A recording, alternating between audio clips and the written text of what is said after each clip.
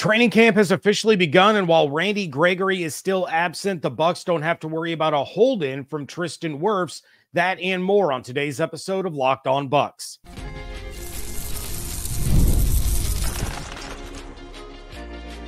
You are Locked On Buccaneers, your daily Tampa Bay Buccaneers podcast. Part of the Locked On Podcast Network, your team every day. What's up, and welcome into this episode of Locked On Bucs, your daily podcast covering the Tampa Bay Buccaneers, part of the Locked On Podcast Network, your team every day. I want to thank you for making Locked On Bucs your first listener view every day. Don't forget you can subscribe or follow for free on YouTube or wherever you get your podcasts. And of course, you can follow along on Twitter. I am James Yarcho at JYarcho_Bucs, credentialed member of the media covering your Tampa Bay Buccaneers as deputy editor of SB Nation's BucsNation.com. Here with you every Monday through Friday, along with the everydayers. And for that, I want to share my appreciation for your continued support of the show. One of the ways you can support the show is become a Locked On Bucs insider. You're going to get news, rumors, updates, general thoughts, one-on-one conversations with me via text message, no ads or anything like that. Just text conversations with me. Go to joinsubtext.com/LockedOnBucs or click the link in the show notes to become an insider today. This episode is brought to you by Game Time. Download the Game Time app, create an account, and use code LOCKEDONNFL for $20 off your first purchase. Terms apply. Mike Evans and Antoine Winfield Jr. had plenty to say, and I tell Nick Wright how wrong he is. That's all coming up in a little bit, but we're starting this one off with Todd Bowles in his squashing of any and all Randy Gregory talk. Look, I'm probably going to have to chalk this one up as a loss when it comes to that 53-man roster prediction that dropped on Sunday. But Randy Gregory is not going to be on this team come week one. He missed mandatory minicamp and is now not at training camp. The Bucs put him on the did not report list, and they are actually able to void any guaranteed money in his contract for not showing up to mandatory activities, meaning the Bucs can separate themselves with no dead cap whatsoever. I still maintain that I hope there isn't a serious issue that is causing him to be away, but common logic would tell you that if there was a serious issue, that the Bucs would have been given a heads up, and instead it's them saying that it's going to be handled internally. You know, if they had been given a heads up, they could have just said, look, it's been discussed. There's an understanding in place. Randy will be here when he gets here, but you would think that if there were some extenuating circumstances, the Bucs would have been given a little bit of information, or there would have been a conversation at some point. Todd Bowles is certainly tired of talking about it. He was first asked if he's had any conversations with Gregory, and he said, quote, "We're going to talk about the players that are here. He's not here. We'll deal with that internally. Obviously, he's on the did not report list. We'll go from there," end quote.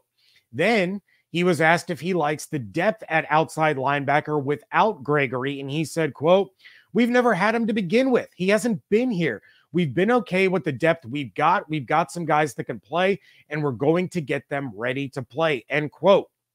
Then, when asked if there were any question marks with Gregory when he was signed, Bowles said, quote, "I don't have any more speculation on Gregory," end quote. Another question or two went by, and then he was asked once again about Randy Gregory and the lawsuit that he has against the National Football League, and Bowles put an end to it by saying, quote, "Again, I'm done with the Gregory questions," end quote.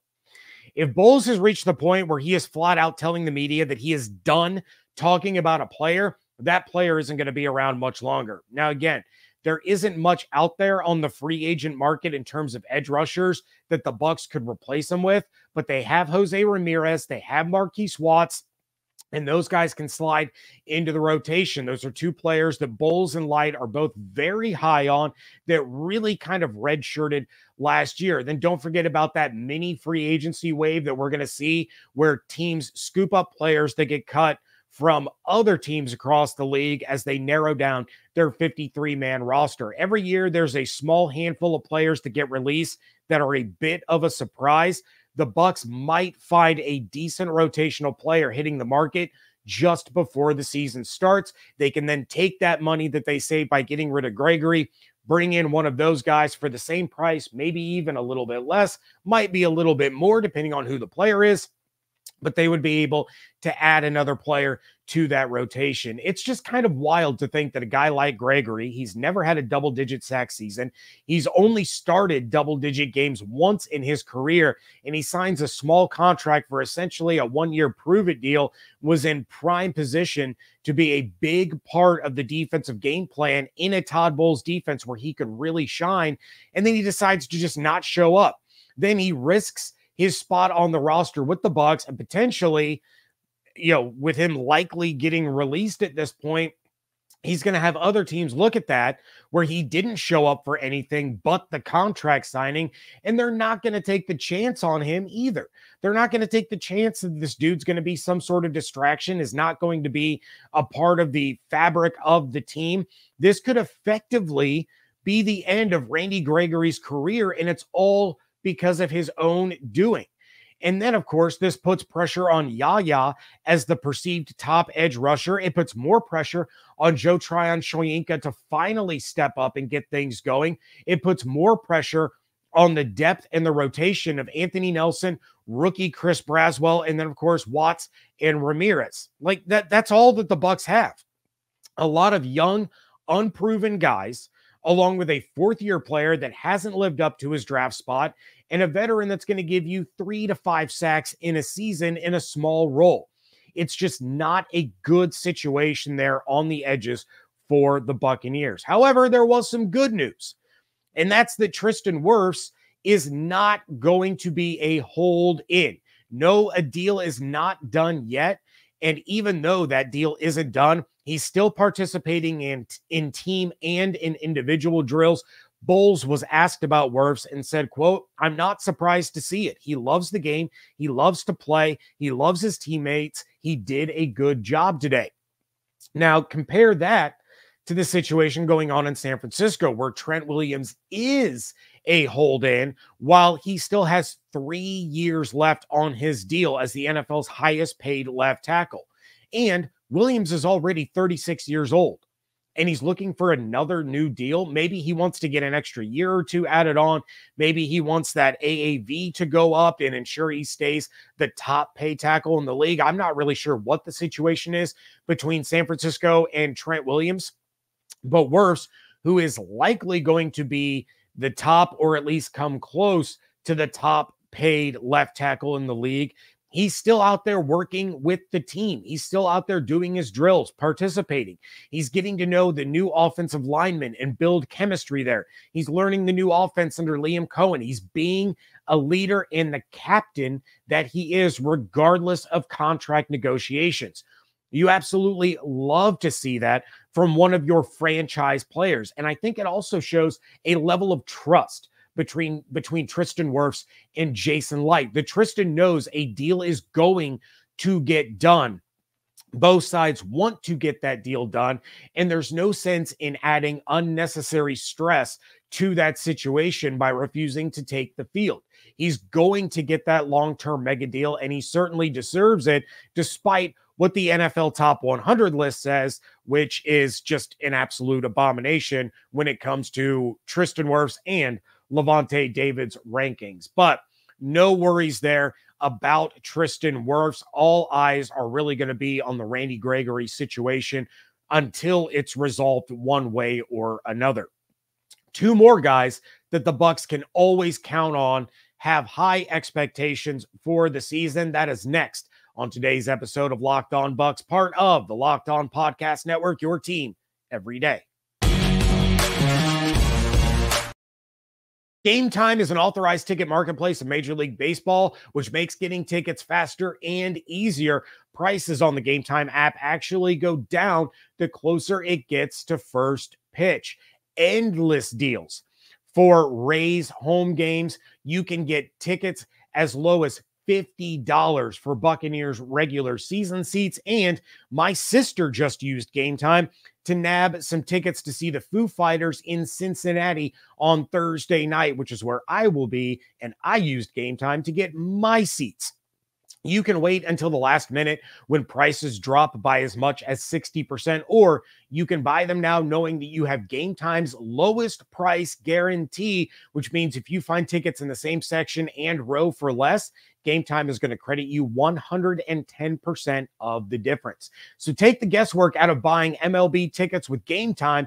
Download the Game Time app, create an account, and use code LOCKEDONNFL for $20 off your first purchase. Terms apply. Again, create an account and redeem code LOCKEDONNFL for $20 off. Download Game Time today. Last minute tickets, lowest price guaranteed. Thank you again for making Locked On Bucs your first listener view every day. Everydayers, make sure you are coming back tomorrow. Plenty more to discuss regarding Buccaneers training camp, including Jalen McMillan already becoming a show. In the meantime, if you want to hear the latest news from around all of sports, but you want more than just the national narratives and you want the biggest stories without the fake manufactured screaming, make the switch to Locked On Sports Today. It's a free 24/7 sports streaming channel program for you every day to bring you the biggest stories without the screaming. Locked On Sports Today is streaming 24/7 on YouTube or the free Amazon Fire TV channels app, part of the Locked On Podcast Network, your team every day. Mike Evans being Mike Evans is one of Bucs fans' favorite things, whether it's his play on the field, his love of Harry Potter, his jokes with the media. Mike is always going to be Mike.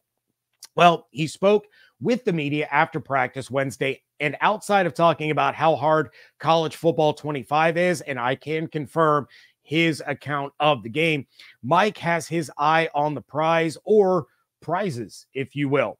He talked about the race to win a fourth straight NFC South title and said, yeah, you start with the division, but everybody's goal is to win the Super Bowl. Then he talked about how far the team has come over the last 5 years compared to his start with the franchise and all those losing seasons. And while I'm sure he would trade a 1,000-yard season for another Super Bowl ring, he's also fully aware of that streak, what it means, and where he stands. When he was asked how he self-motivates after all the success that he's seen, Mike said, quote, well, I'm super competitive. Y'all know that about me. Y'all been covering me for a long time. I'm down on myself more than anybody else could be. There's more for me to do in my career. There's more that I feel I need to do. I love to win, and I'm chasing history, end quote. There's really not much more history that Mike can chase at this stage in his career. I mean, you know, I certainly don't think he's ever going to surpass Jerry Rice's all-time yards mark, but he can surpass Rice's 1,000-yard season streak this year. He can tie that all-time record for consecutive 1,000-yard seasons if he hits it again, with a chance to break it next season. Now, of course, one step at a time. He's got to get through this season first, but barring any major injury, I don't think that's going to be a problem. Liam Cohen has big plans for Mike Evans and Chris Godwin, for that matter. And Evans said that was one of the reasons that he wanted to re-sign with the Buccaneers was because of Cohen. And he said, quote, I like him. I talked to him even before I re-signed. That's another reason I wanted to sign back. He had all these plans to continue giving me the ball. I love to hear that. That just makes me happy. I like him a lot, end quote. So for those of you keeping score at home, Mike is happy. Baker's happy. Tristan is happy, or at least happy enough right now to be participating in training camp. Liam Cohen is happy because he has Mike Evans and Chris Godwin and Baker Mayfield. But what about people on the defensive side of the ball? How are they kind of measuring up right now? Well, Antoine Winfield Jr. is ecstatic to be back with Jordan Whitehead. You know, Antoine, how he always is, with that big smile on his face 99.9% of the time. But he was really smiling when he sat down with the media and was asked about Whitehead right off the bat. And he said, quote, it's fun. Every opportunity that I get to go out there with Jordan, it's cool. It's so weird because obviously we played with each other my first few years in the league. Then he wasn't here. And then I have him back. It's surreal seeing him next to me because I didn't think we'd play with each other again. So it's been fun. He's a great player. He communicates, and just his energy out there brings a lot to our defense, end quote. Jordan Whitehead in the back end of this defense definitely takes things up a notch, considering the poor safety play that the Buccaneers have had beside Antoine Winfield Jr. the last couple of years. But Whitehead isn't the only safety in the group. Now, I still think Tykee Smith is going to be in the running for slot corner, but he and some of these other secondary pieces can play corner or safety. Antoine was asked about Tykee, and it really did remind me a little bit of when I talked to Winfield about Zion 2 years ago. Antoine said, quote, he's smart, he's cerebral, he knows his stuff, he plays physical, he plays hard, and he has a great mentality towards the game, which I love, end quote. So some early praise for the rookie out of Georgia, and he is going to have a steep learning curve ahead of him, considering all the things the corners and safeties have to do in Todd Bowles' defense. But that's why this quote jumped out to me so much. I talked about it, a couple of episodes ago. I think it was on Monday, about when I asked Antoine about Zion, and then here when he's talking about Tykee, the first thing out of his mouth, both times, were he's smart.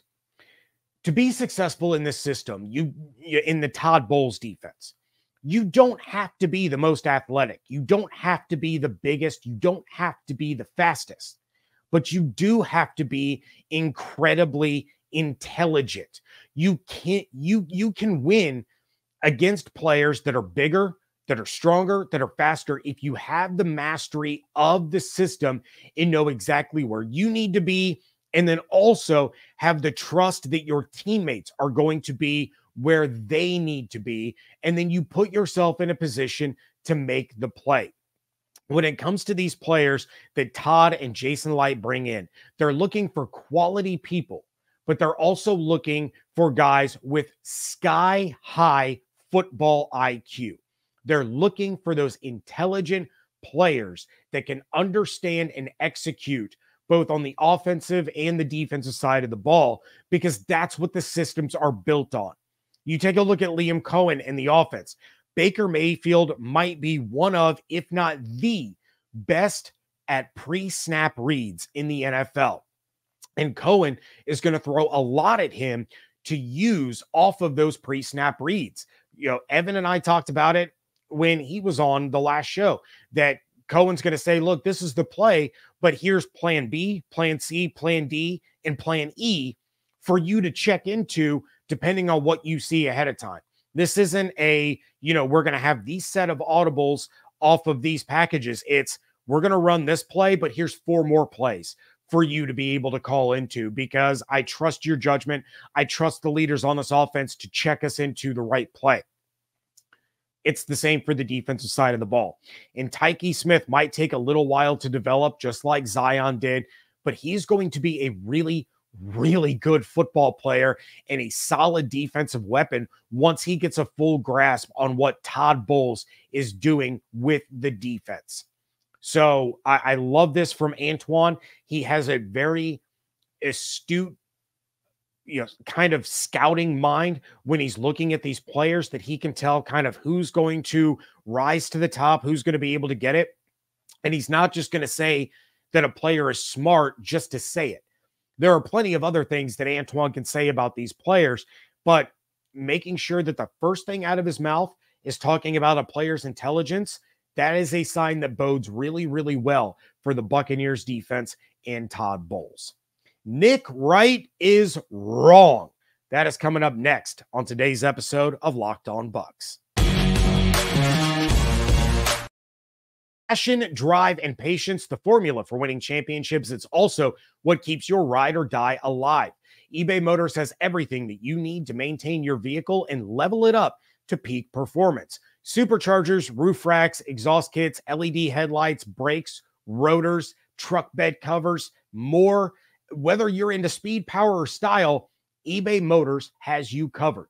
With over 122 million parts for your number one ride or die, you're always going to find exactly what you're looking for. And with eBay Guaranteed Fit, your part is guaranteed to fit your ride every time or your money back.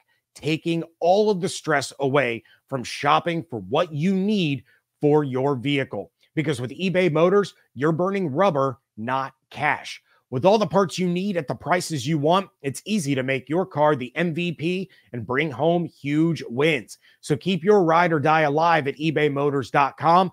Eligible items only, exclusions apply. eBay guaranteed fit, only available for U.S. customers. Wrapping things up here on this episode of Locked On Bucs, and I'm going to bust out the soapbox. Been a little while since I've had one of these moments, but here we are. Obviously, I am not the biggest fan of Nick Wright. That started about 4.5 years ago when the Kansas City Chiefs flag-carrying super fanboy gave the Bucs absolutely no chance to win the Super Bowl and said it was going to be the moment that Patrick Mahomes overtook Tom Brady as the greatest quarterback of all time. Then my dislike was compounded when he would go on these rants and tirades about how overrated Michael Jordan was and how LeBron James is far better than Jordan ever was. Safe to say we're dealing with a delusional human that should probably be institutionalized. But that brings me to his discussion about the Buccaneers in 2024, and woof, Nick swung and missed on this one too. So on his podcast, What's Right, Nick was asked which team in the NFL was most likely to go from first to worst in their division, and in his infinite wisdom, Nick said, quote, someone's answer is going to be Tampa because the division, but just throw that out because nobody cares about the NFC South, end quote. Then he went on to say, I'm not saying I'm picking it, but if I have to pick and Tampa's ineligible, end quote. And then he goes on to say Baltimore is his pick from first to worst because of how strong the AFC North is. But think about that for a second. Someone's answer is going to be Tampa because of the division, but throw that out because nobody cares about the NFC South. And then he himself rules Tampa as ineligible. That's it? Really, Nick? That's your cop out. No actual analysis, no actual thought, no actual brain function beyond I don't like the NFC South, so I'm just going to say Tampa without saying it. That's pathetic. Give me a reason. Give me a true, legitimate reason you think Tampa would be worse than the Carolina Panthers. Give me actual thought-provoking reasons why the worst team in the National Football League last year can all of a sudden jump the team that has won the division 3 years in a row and is the only team in the NFL besides your beloved Chiefs to make the playoffs each of the last 4 years. And let's not forget that the difference is the Chiefs had Patrick Mahomes and Andy Reid the whole time. The Bucs went from Brady and Arians to Baker and Bowles. Give me just a hint that you have the slightest idea that you know what you're talking about. I'm sure that he also picked the Falcons to win the division because they're the odds-on favorite, and Nick Wright doesn't have an original idea outside of bogus hot takes designed to make him go viral. But please, tell me where Carolina or New Orleans are better than Tampa Bay. New Orleans, you could probably give them running back, could probably give them edge rusher, maybe you can give them corner, but Carolina, there isn't a single position group where they're better than the Buccaneers. Their coaching staff isn't better than the Buccaneers. Their quarterback was an unmitigated disaster. And I got news for you, Nick. Dave Canales isn't saving that dumpster fire. Not this year, not next year, probably not at all. But because you don't think that the division is worth talking about, you're going to disqualify them completely so you can name Tampa without officially naming Tampa. I got a better theory. You don't want to talk about the NFC South because you know the Bucs aren't going from first to worst, but you don't want to say that since you're still bitter about Super Bowl 55.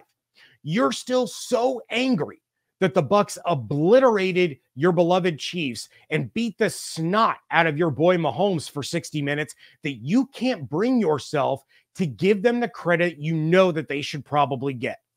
You don't like Baker Mayfield, and you don't want to give him the credit that he deserves. You hate Todd Bowles for what he did to your Kansas City offense. You hate Antoine Winfield Jr. for throwing the deuces up in Tyreek Hill's face. All this did was further prove that Nick Wright is a talking head with no ability to put together a genuine argument for anything. He's that guy that just throws crap at the wall to see what sticks. And he lets his hatred for certain teams or certain players cloud any sliver of common sense in his brain for these hot takes. He even went on to talk about how he didn't want to pick Baltimore because he wanted Lamar to like him again. He's upset that Lamar Jackson doesn't like him. But let's ignore an entire division, because Super Bowl 55 is something that you will never, ever, ever get over. So my suggestion is simply this. Maybe don't talk about football for a little while, Nick. It's better to keep silent and be thought a fool than to speak and remove all doubt. That's going to do it for this episode of Locked On Bucs. Please check out everything going on over at BucsNation.com. Make sure you are following on Twitter at Locked On Bucs, at @JYarcho_Bucs. Become a Locked On Bucs insider. Go to joinsubtext.com/LockedOnBucs or click the link in the show notes. And please make sure you are subscribed on YouTube with the notifications on, or wherever you get your podcasts. Hope you all have an absolutely outstanding day. Stay safe, stay healthy, fire the cannons. I want to thank you so much for joining me right here on Locked On Bucs, part of the Locked On Podcast Network, your team every day.